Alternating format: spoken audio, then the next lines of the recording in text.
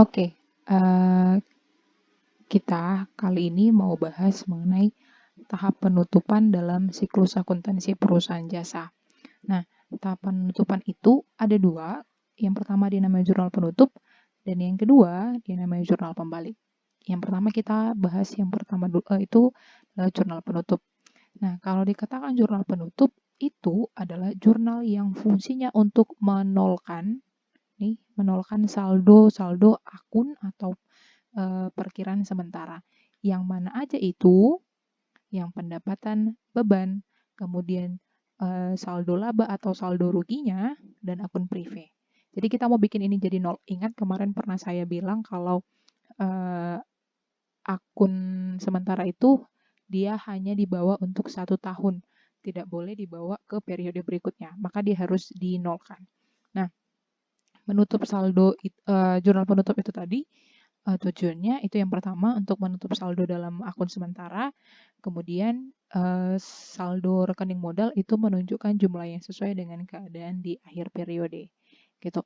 Nah, kita mau lihat gimana cara menutup akun-akun yang 4 ini tadi, yaitu akun pendapatan, beban, kemudian saldo laba atau saldo rugi, dan akun prive.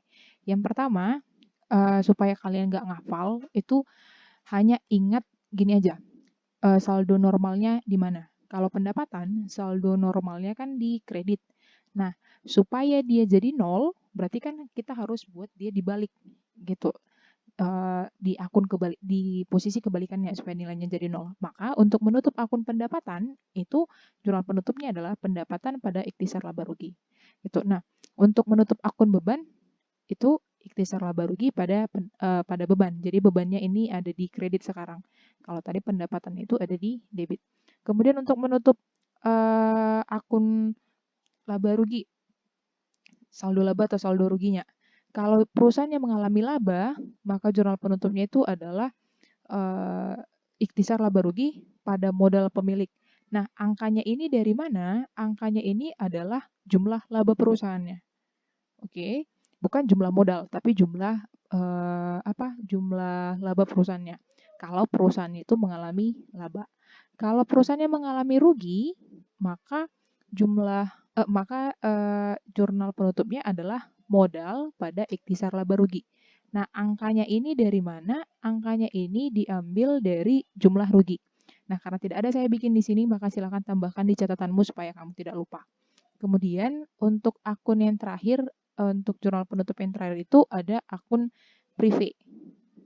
Prive ini jurnal penutupnya adalah modal pada prive, tapi untuk setiap jurnal kalau dia ada kaitan dengan modal, tuliskan modal itu modal siapa. Jadi tuliskan namanya. Misalnya modal Ari gitu. Maka di sini modal Ari pada prive Ari gitu. Jadi tuliskan namanya. Nah, jumlahnya ini berapa? Ya berapa dia prive dari si Ari itu tadi. Nah, tadi saya belum bilang untuk yang pendapatan dengan beban. Kalau pendapatan itu berapa jumlah pendapatannya?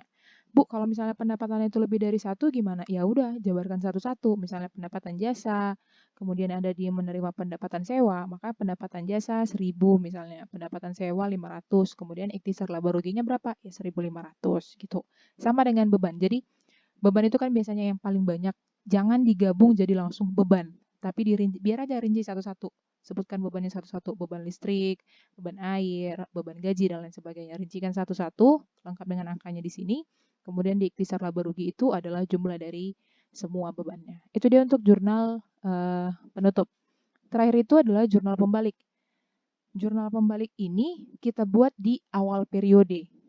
Oke, jurnal pembalik kita buat di awal periode sebagai kebalikan dari jurnal penyesuaian di akhir periode sebelumnya. Jadi dasar kita membuat jurnal pembalik ini adalah jurnal penyesuaian.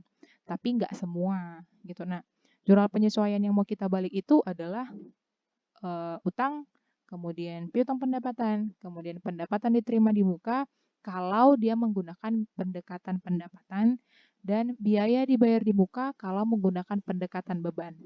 Ingat, kemarin pendapatan diterima di muka dengan beban dibayar di muka atau biaya dibayar di muka itu kan ada 2 metode.